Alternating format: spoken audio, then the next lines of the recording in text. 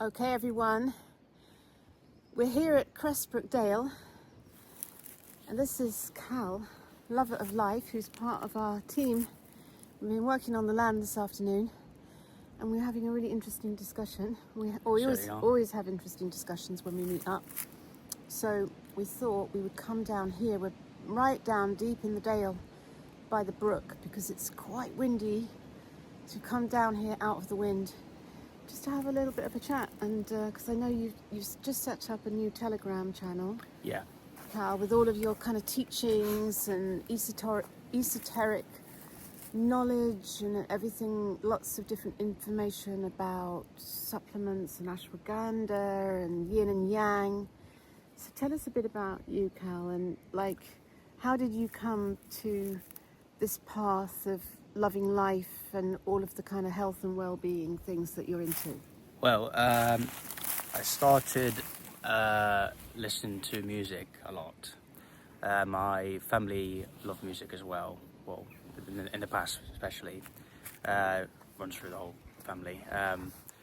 And because of that, that'll be the reason why I got to the point of me wanting to listen to music even more as well. I've always loved music anyway. I mean, the retro stuff is better than the modern day stuff these days.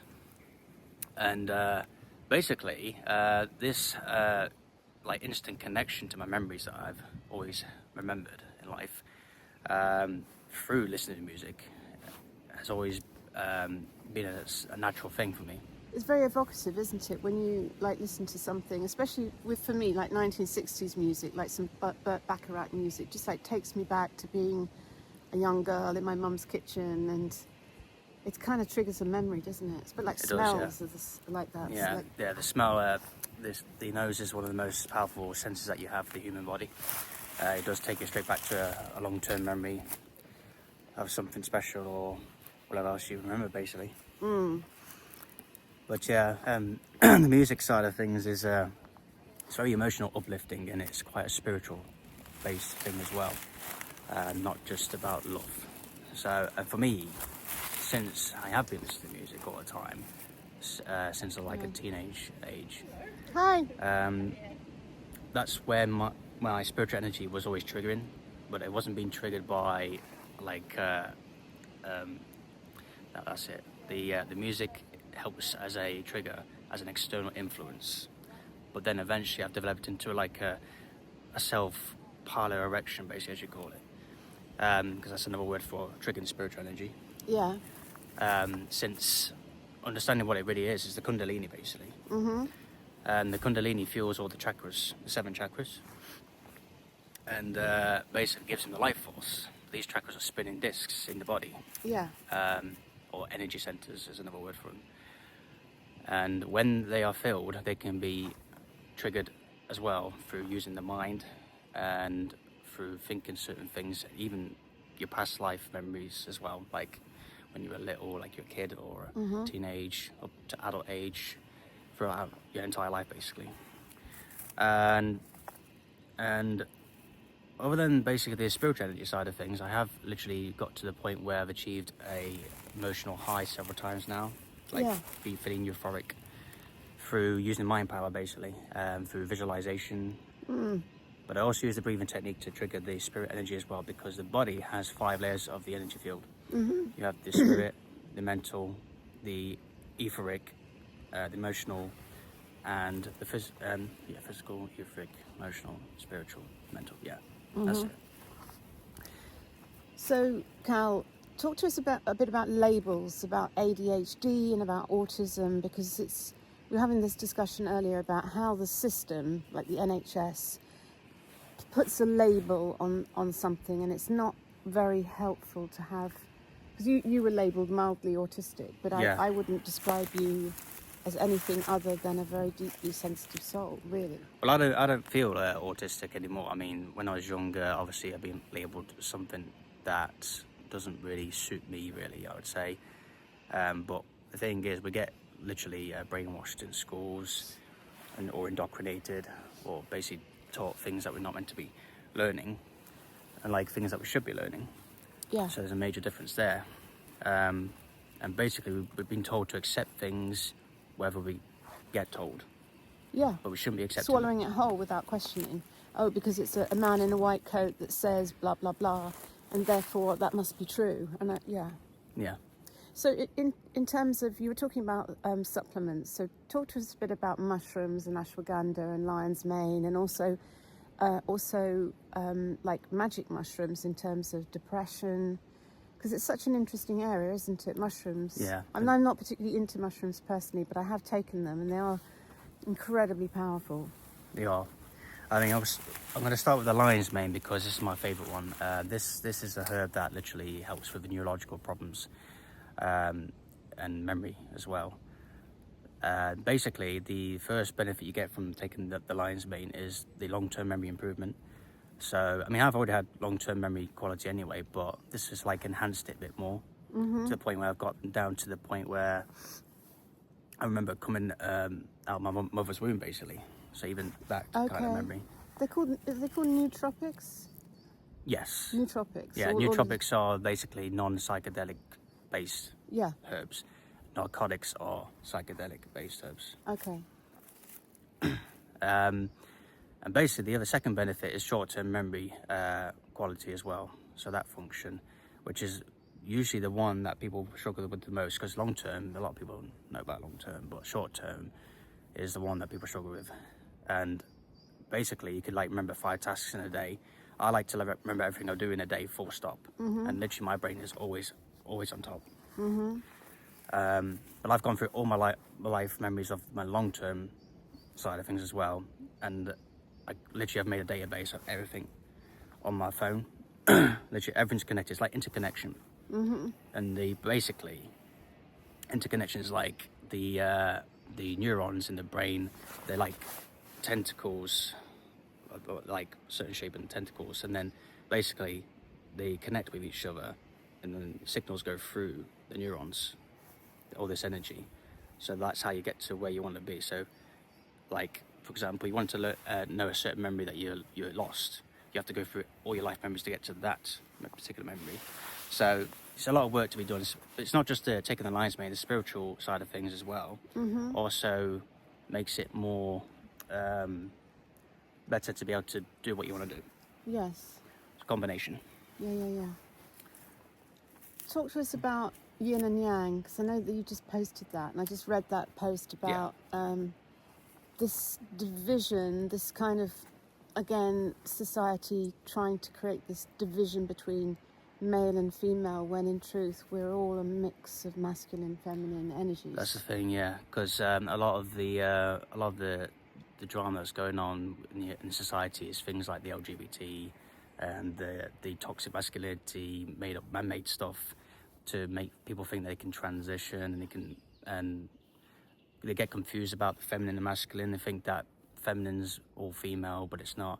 They think that masculine's all male, but it's not. And if people feel like they have more of, let's say, the masculine, then they think they can probably transition, but no, it's not how it works. Basically how it works is that everybody has masculine and feminine in them, but they also have masculine and feminine in the brain as well. So basically the idea is to keep a balance, which is a big word. One of the hardest things to achieve is balance in life, because we're getting attacked by everything, like chemtrails, toxins, things like heavy metals, and also EMF frequencies and so forth, really. Yeah, bombarded. Yeah. But basically the masculine energy is like, it's all about like testosterone and physical strength, like when you're building your muscle. But it's also part of sexual energy as well, so your spirit. So because you're man fluid, basically.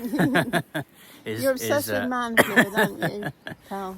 Yeah, the man fluid is basically developed because of the minerals you take in, but testosterone also triggers more of that quality, basically, which gives you more spiritual energy to be able to go on a spiritual high. But the testosterone also triggers the muscle growth too, and the hair growth.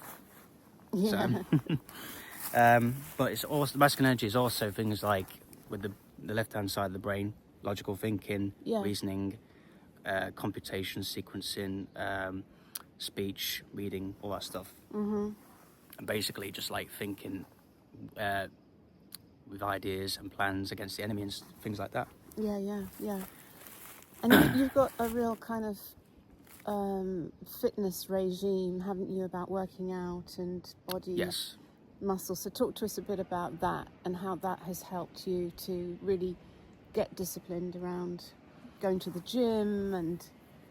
Well, I basically do mostly the arms at the moment, but I need to do my legs too and all other parts of my body. But basically, by keeping physically fit, you have this thing called growth hormone, which basically is an anti-aging kind of hormone, like other things as well. But really, anti-aging is not just about that. It's also about making sure you don't get toxins in the body, making sure you keep yourself clean, keep yourself spiritual, have a vibrant life, vitality, all that stuff. But, but yeah, I mean, really with the developing muscle side of things, toning is the ideal thing to start off with to strengthen the muscles, because you can't bulk up straight away. You have to like start off. But then what you need to do is eat a lot of food, a lot of protein, take a lot of water as well. I've been told by my friend about that. You can even take creatine monohydrate, which is also a thing that helps muscle growth. But whilst you're also doing the gym work anyway, your testosterone is also triggered. Yeah. And even taking shilajit, which is a herb that can also trigger it. But yeah, so let's talk a bit about shilajit, because people might not know, but it's like a very black, resiny mineral thing from like the Himalayas, isn't it? It is Himalayan shilajit. So basically, it's a black substance. It looks like black tar, basically. Tastes a bit like tar-ish. But it's not too bad for me because I drink it all the time. I'm used to taking so you have a tiny little bit in a glass of water? About 500 milligrams tops, no more than 500 milligrams. Because the only reason why you don't want to take... Hold on, 500 milligrams of water, like a little, but it's only a tiny little amount. 500 milligrams of the actual stuff, there's shilajit. Then you put it into hot water to where you want it to be. Milligrams, so let's be clear, like that's like a pea size or less than a pea. Yeah. A tiny amount, yeah. It's not... I was kind of thinking that's a lot, but it's only a tiny amount, isn't it? Tiny amount, yeah. Simply a pea size. Don't want to mislead people and have people overdosing on shilajit. No, I don't want to be doing I think that. you could have too much of it because it's quite strong. The thing is, you have to have a balance of everything. A balance of hormones, a balance of what you put in your body, a balance of activities, and be more interesting as a person as well, because that's how you basically become more stronger, more powerful, but also live longer. Because living longer for a reason as well, not just to live on this earth, but also to make the difference for everybody else. Yeah. So I'm going to just adjust my position here because we're leaning against a dry stone wall and I'm against a kind of ridge. So, Cal, let's zoom out of the sort of individual and talk about the collective and what's happening in the collective, the sort of transformation of humanity, and how do you see, because obviously you're pretty much part of the freedom movement, I think it's fair to say, an awakened soul, awake to what's been unfolding over the past 5 years. So let's talk about the future. How do you see it unfolding in terms of our collective future? Basically, I think the cult that we're against are losing power now. I think that they're definitely losing the grip on all different things. But we're not out of this yet, though. That's the thing. We're still in a battle, or a war, really. Spiritual war. It's not a spiritual war. It's also a psychological warfare as well at the same time. A psyop. Yeah, MK Ultra level psyop. Yeah, MK Ultra, other simple ways of mind control, like predictive programming and whatever else they watching too much Netflix. Yeah, watching too much TV, and this is what I'm saying. BBC propaganda. Watching too much TV is not just brainwashing, but also, well, certain things anyway, but also not something you want to be doing all the time because it's not healthy as well. So you have to have different activities in your life to basically, like I said, be strong. But yeah, the cult is definitely losing the grip. So when you say the cult, let's go a little bit deeper into what you mean by that. Hold on, we've got some shade on your face there, Cal. Can you come into the light? There we go. That's it. Let's just move into the light. Being light beings. So, how would you define the cult? And where did they come from? And how long has it been going? And who are they? And is this an energy? Is this Wetiko? Or are these people? Or, you know, like... Thing is, how would you describe it? None of us really know who the top members are. Basically, there's a. I mean, if you look at Freemasonry, basically, yes, they have what do you call it again? They have a system where basically the ones on the lower end of the actual the secret society is what they call it, really. Yeah. But no longer a secret, really, because everybody knows about what's going on. But they have like 33rd degrees, isn't it? The top degree is, isn't it? 33rd degree Mason is the top. Yeah. As I understand it. Basically, the people on the lower end of the actual cult. I mean, for a secret society like the Illuminati, basically, it's like a club. Yeah. So like run club. But there's several different secret societies, not just them. It's the Freemasons. Let's move across here, Carl, because the sun is. It's nice to have the sun on your face. There we go. It's also the Rome's Grove is one of them. There's the Bilderberg secret society. There's also Club of Rome. Is it the Club of Rome? Not sure about that one actually. There's a Committee of 300. Yeah. Yeah, there's all different ones basically. Yeah, yeah. And secret societies. Yeah. Shadowy, like Skull and Bones. And, yeah. Skull and Bones. Yeah, they control CIA. That's the connection there. There's another one. Sorry, that controls MI4 or 5. A lot of police are Freemasons, aren't they? A lot is very well connected into. And apparently, I was being told by someone who knows about these things, who's in that world of law. There's a certain phrase that you can say to police officers, and I can't for the life of me remember what it is, but if you say this phrase, if the police come to your door or they try and arrest you, it's like a sign that you're a Mason, and then they just completely back off. That's the thing. They use fear tactics to basically try and make someone do something, but we shouldn't live in fear. That's why the feminine and masculine energies is very important, because with the feminine, it's all about creation and making sure that we don't live in fear of all the negative surroundings and keep ourselves positive. But masculine is also strength in oneself as well. Mm-hmm. But it's all basic strength put together. It's basically God. Yeah. The combination of feminine and masculine is definitely God, full stop. Right, we're going to move along the wall a little bit again. Just keep going until you're in the light. That's better.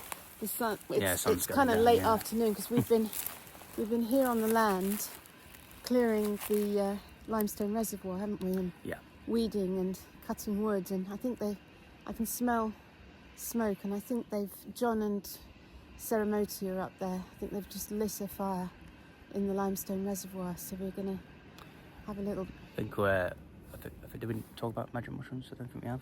Oh, yeah, we did touch about mushrooms, but we didn't talk about the magic ones, so let's switch on to that before we go back and finish this. Talk about magic mushrooms. So basically, magic mushroom is one of the psychedelics of the many. It's also quite a strong one, unlike some of them that aren't. I mean, things like ketamine is also like with the strength, and then there's one that's called DMT. Yeah. So they're the big ones, and there's the little ones as well, like cocaine, or like the real natural cocaine that's basically like the coca leaf. Yeah, coca leaf. THC, weed, that stuff. Cannabis oil. Yeah. Yeah. All those different things, and basically these things. Mushroom is psilocybin, right? Mushroom psilocybin, yeah. Well, basically psilocybin is the actual compound. That's the psychedelic part. Okay. But basically, these things again should only be used for the purposes of recreational or spiritual purpose. Mm-hmm. And again, balance is key. Mm-hmm. Shouldn't have too much of nothing. But basically, these things they trigger your spiritual and emotional energies, so you achieve a spiritual high or euphoric feelings, or your child love self, all that basically. Well, child innocence love. That's it. Mm-hmm. And basically what happens is that when you take a certain amount, like say a microdose amount, you do get high, but you only get high to a level of where your body's like tingling, and you feel like your body's lighter and you elevated energy. But if you take like a bigger amount, what happens is that you go to a trip, and a trip being like another dimensional trip. Seeing fairies and pixies and Yeah. gnomes and elemental creatures, isn't it? All sorts of things. And it's good to do mushrooms in the forest, isn't it? Or in Yeah. nature. Nature, yeah, because that's where all the frequency, the light energy frequencies, the positive energy frequencies, all that around you. Yeah.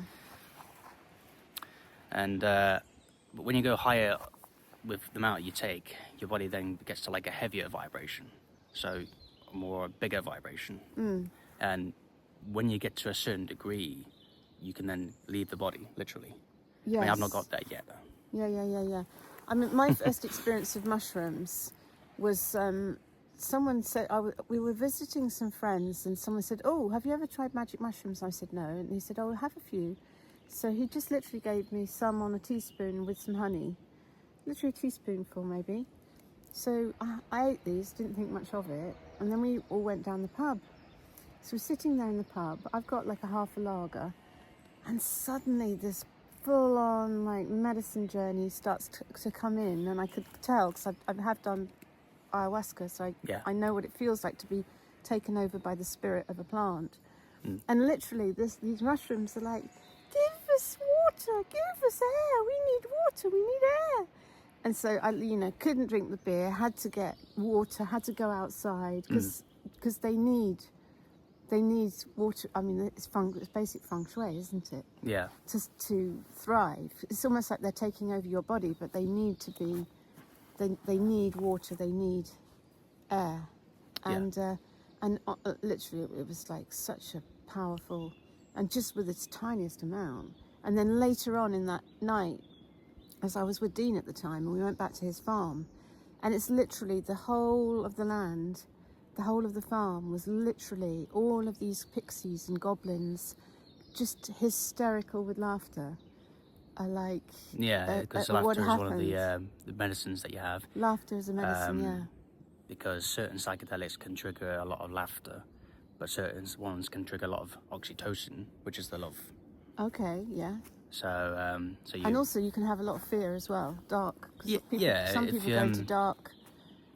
I've had that with cannabis resin, actually. Someone spiked a brownie that I ate, and I didn't realise until after I'd eaten it, and I went into a very dark, like, cannabis medicine journey. It was like quite scary, and it took 5 hours to get out of it. See, the thing is, it's having to be in the right mindset, the right perception of things as well, like, so you know what to expect, and don't be ceremonial about it, isn't it? Not to just do it recreationally, casually, but to be really mindful and in the right setting, and create a safe space. Breathing techniques can also do it to, like trigger some goosebumps at the time, or tingling before you take something, so it could get you ready to go or get excited. Give us a simple breathing technique. Wim Hof breathing technique. So Wim Hof's a guy that does the ice baths and stuff like that. He's very, very knowledgeable of what he does. He's very healthy as well, no doubt. And the other day, he also does this breathing technique as well.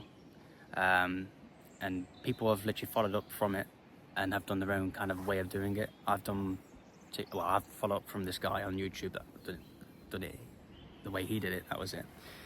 And basically, it's like being on a psychedelic, but it's like without the visuals.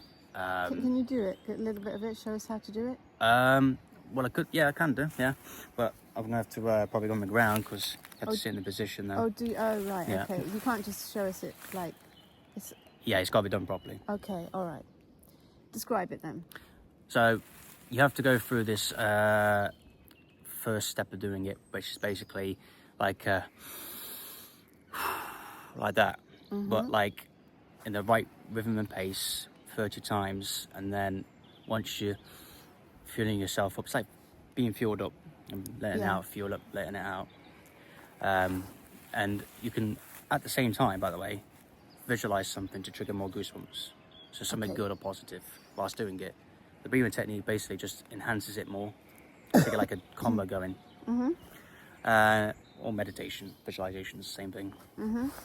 But what you do then is that you wait for about a minute, and then you breathe in again, out, and then breathe in again, hold it in for about a certain amount of time, and then you breathe out again. Yeah. So that's the first step. Yeah.